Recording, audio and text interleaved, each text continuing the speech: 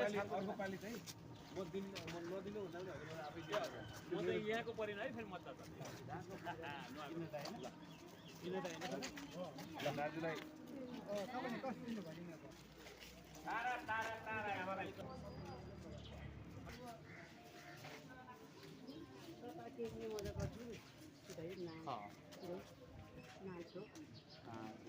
अर्कोचोटि आउँछौँ हामी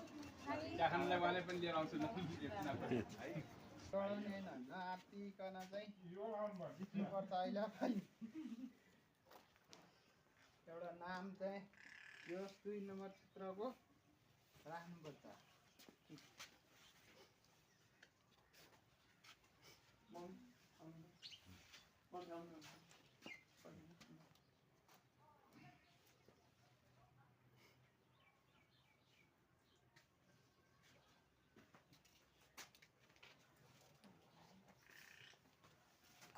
हामी यसै नाम पाउने मान्छेलाई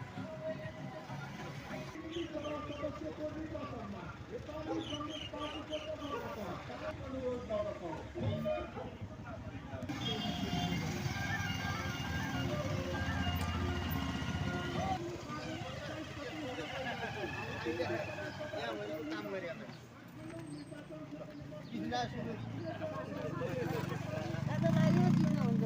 अहिले सँगै भयो खर्दाइलो दिदी अहिले हाम्रो उम्मेदवार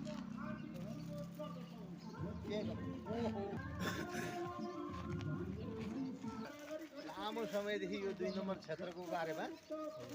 लागिराख्नु भएको छ यहाँको हरेक विकासमा स्कुल पार्टी पौवा बाटो सबै कुरामा उहाँको योगदान छ माधव देवालको कमरेडको पछाडि बसेर हरेक यहाँ भएको विकासमा थाहा नभएको भनेको उहाँलाई केही छैन र अहिलेको स्थितिमा उहाँ युवा हुनुहुन्छ यो भूगोलसँग पूर्ण परिचित हुनुहुन्छ यहाँको आवश्यकता के हो जनताको अवस्था के हो यो कुरा कसैले भन्नु पर्दैन उहाँ आफै विज्ञ हुनुहुन्छ यो स्थितिमा उहाँ जतिको उम्मेदवारलाई यो क्षेत्रले विजय गराउँदाखेरि यो